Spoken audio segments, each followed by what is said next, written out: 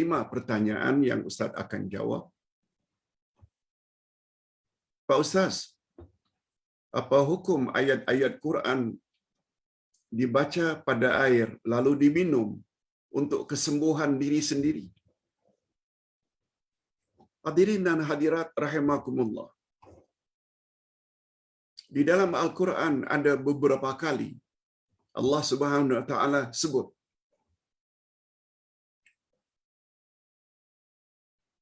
yang disebut oleh ulama sebagai ayat syifa. 6 kali. Kalau 6 ayat syifa, betul. Bukan bismillah 6. Itu tak ada datang dari Nabi. Antara lain firman Allah di dalam ayat yang ke-82 dari surat Al-Isra. A'udzubillahi minasyaitonirrajim. Wa nunazzilu minal Qur'ani ma huwa syifaa'un wa rahmatul lil mu'minin. Dan daripada Al-Quran kami turunkan syifa, obat, penawar dan rahmat bagi orang-orang yang beriman. Allah juga sebut pada ayat yang lain, ya ayuhan nas qad ja'atkum mau'izatun mir rabbikum wa shifaa'un lima fis sudur. Sekalian manusia, telah datang kepadamu nasihat-nasihat dari Tuhanmu dan penawar apa yang terdapat di dalam dadamu. Banyak. Ada 4 lagi ayat syifa. Jadi mana-mana ayat Quran dia berperanan sebagai syifa, obat atau penawar. Sebab pernah terjadi di zaman Nabi sallallahu alaihi wasallam yang mengembara di padang pasir sampai di suatu perkampungan, ketua kampung itu sakit. Lalu sahabat Nabi yang musafir itu diminta tolong untuk merawat ketua kampungnya. Kalau sahabat tadi hanya baca surat Al-Fatihah, lalu dengan izin Allah sembuh. Kisahnya agak panjang. Cuma setelah balik ke Madinah ditanya, boleh tak saya merawat pesakit dengan membaca surat Al-Fatihah? Kata Nabi, boleh.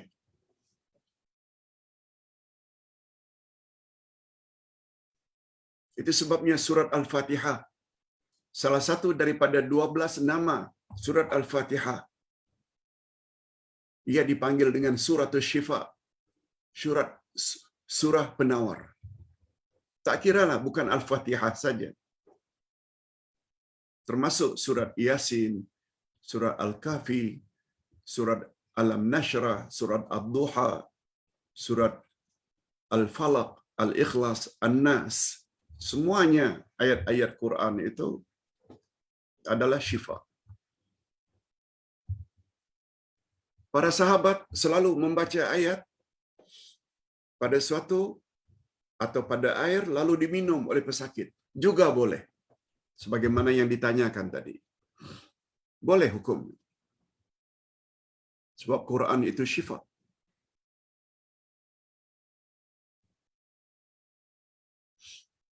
Yang kedua, apa hukum Pak Ustaz jika kita ada hajat sesuatu?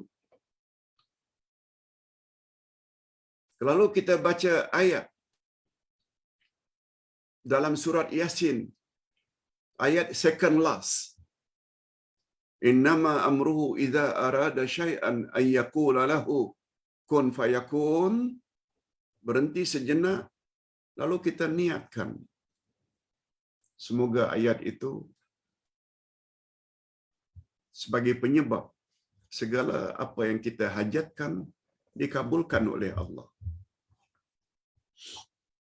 Kemudian baru kita terus baca ayat yang terakhir. Hadirin dan hadirat, bila kita ada hajat, kita disuruh bertawasul. Bertawasul maknanya melakukan amal-amal yang disukai oleh Allah. Antara lain baca Al-Quran. Setelah itu kita pun berdoa. Sama ada disebut atau dalam hati, agar hajat kita dikabulkan oleh Allah. Tidak ada salah. Ini namanya bertawasul dengan amal saleh. Bertawasul dengan amal saleh. Kita baca surat Yasin, kita baca surat Al-Kahfi, kita baca surat Al-Fatihah, kita baca surat Ad-Duha. Kemudian kita akhiri, ya Allah, aku bertawasul kepadamu dengan amal-amal salehku seperti bacaanku terhadap surat Yasin, bacaanku terhadap surat Al-Mulk, bacaanku terhadap surat As-Sajdah. Kiranya engkau kabulkanlah segala hajatku. Birahmatika ya arhamar rahim. Tak ada salahnya. Tak ada salahnya. Itu sebabnya mengapa selesai daripada kuliah, menjawab soalan, kita akhiri dengan doa. Dia membawa isyarat, kita berdoa pada penghujung kelas itu. Karena kita ingin bertawasul dengan amal-amal saleh yang telah kita lakukan baru sebentar. Attend kelas. Memberi ceramah online. Menjawab soalan-soalan. Semuanya itu amal saleh. Lalu terakhir sekali kita doa.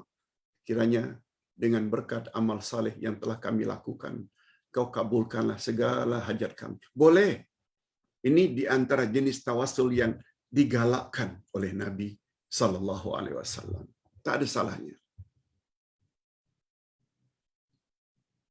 Pak Ustaz, apakah itu hadis mungkar?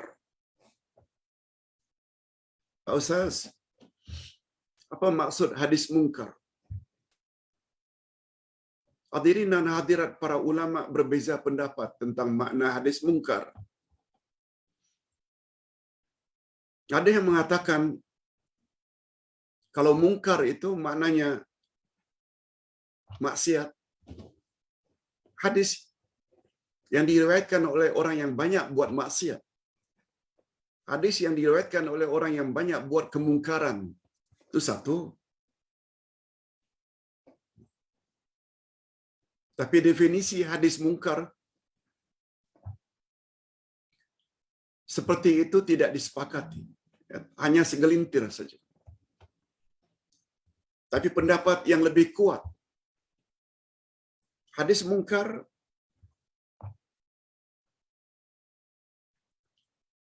yaitu hadis yang diriwayatkan oleh seseorang berbeza daripada majority hadis yang sama diriwayatkan oleh orang lain. Kalau ada 10 orang yang meriwayatkan hadis, 9 daripadanya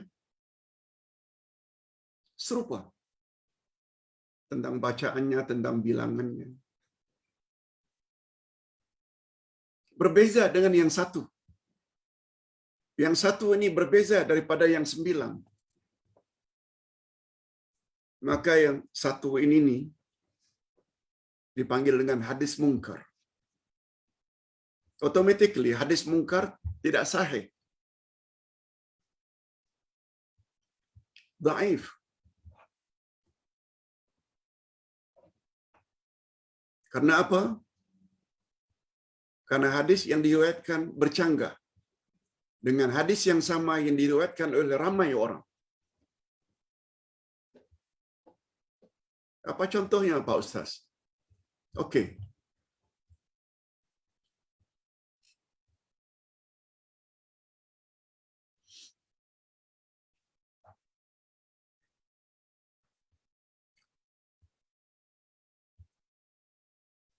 Sepuluh hari bulan Muharram adalah hari Ashura.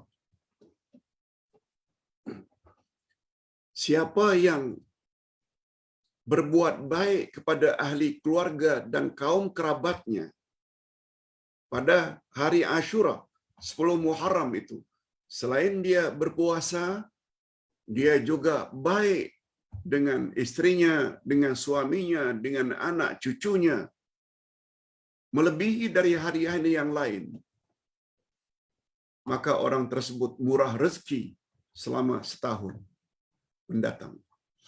Sejak dari hari dia puasa Ashura itu, yang dia tambah dengan berbaik-baik, beri belanja lebih daripada biasa, layan isteri, layan suami, layan anak-anak, lebih baik melebihi daripada hari-hari biasa,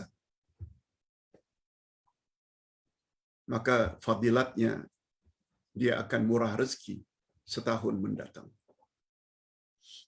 Hadirin dan hadirat, di mana letaknya mungkar, Pak Ustaz? Bukankah kita sangat digalakkan agar berpuasa Ashura? Ashura maknanya hari yang ke-10 dari kata Asyara. Nabi sallallahu alaihi wasallam bersabda, siapa yang berpuasa pada 10 Muharram hari Ashura, Allah akan hapuskan dosanya selama setahun yang lalu. Hadis sahih. Kalau hari Arafah 2 tahun, setahun sebelum dan setahun akan datang. Ashura setahun yang akan datang. Hadis itu hadis sahih. Tetapi bila selain puasa Ashura juga sangat baik, pemurah kepada keluarga, maka fadilatnya murah rezeki untuknya setahun akan datang. Yang itu tuh yang mungkar. Yang itu tuh yang mungkar. Yang mungkar itu tentang fadilat murah rezeki itu. Hadirin dan hadirat, tidak salah berbuat baik kepada ahli keluarga. Malah memang disuruh oleh agama. Suami baik pada isteri, isteri baik pada suami, ibu bapa baik pada anak-anak, anak-anak ihsan pada ibu bapa. Memang disuruh pun. Tapi menambah dengan fadilatnya murah rezeki setahun akan datang, itu dihukum mungkar. Sebagai contoh, nasihat Ustaz, jangan lupa berazam. Kalau hari ini kita telah berada pada hari yang kedua, kalau tak salah, dari bulan Muharram. Jangan lupa 10 Muharram nanti puasa. Dan sebaik-baik puasa Ashura adalah kita kepilkan dengan one day before, yaitu 9 dan 10. Untuk membezakan kita dengan puasa Yahudi. Yahudi pun puasa juga. Kononnya sempena Allah selamatkan Nabi Musa. Ini orang Yahudi ya. Kononnya Nabi Musa yang dikejar oleh Firaun, Nabi Musa bawa Bani Israel selamat. Itu terjadi pada 10 Muharram, yaitu hari Ashura.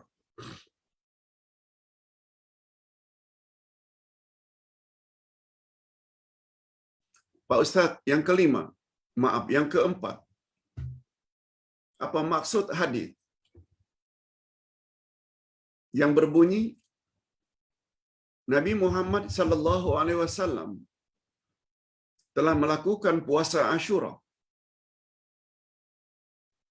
Tapi dalam hadis riwayat Imam Bukhari dikatakan, setelah datang kewajiban puasa Ramadan, lalu Nabi tinggalkan puasa Ashura.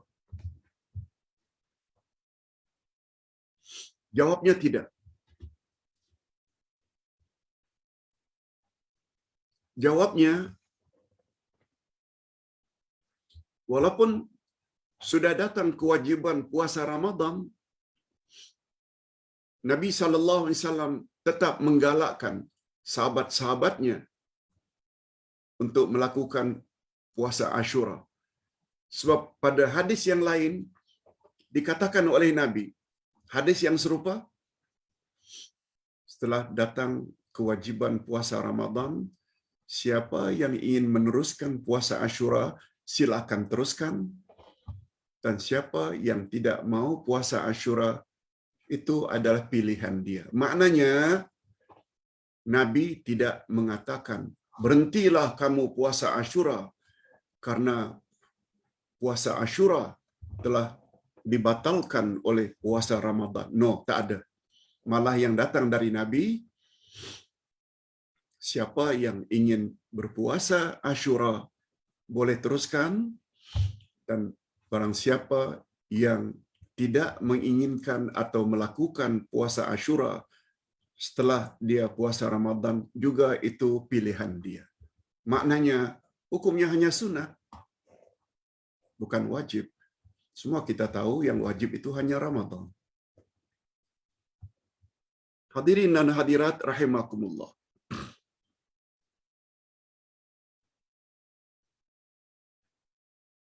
Pak Ustaz, Allahu Akbar. Talak atau cerai ada berapa jenis? Bagaimana pula kalau cerai mati? Jika cerai hidup, perlukah mereka nikah semula? Hadirin dan hadirat, barangkali pertanyaan ini Ustaz akan bawa esok supaya lebih sempurna jawabannya. Cuma jawaban ringkas dari Ustaz. Cerai atau talak ada yang namanya cerai hidup, ada cerai mati. Cerai mati, memanglah tak boleh kahwin lagi sebab suami dah mati. Rujuk pun tak boleh. Kalau nak kahwin pun, carilah laki-laki lain. Kalau suami dah mati. Dan iddahnya pula 4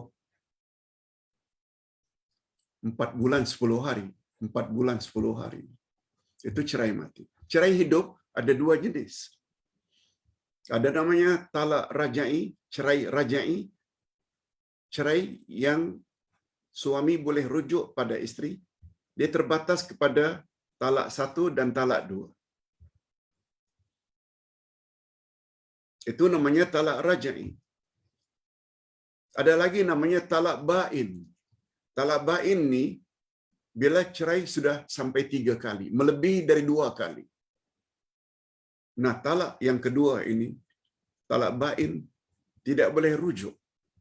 Kecuali isteri yang dia telah ceraikan itu, kahwin dengan orang lain dan bergaul dengan orang lain, kemudian mereka cerai, baru first husband. Kalau ingin kembali kepada isterinya yang pertama, dia mesti akad nikah balik atau kahwin. Tak boleh rujuk. Ini dulu jawaban Ustaz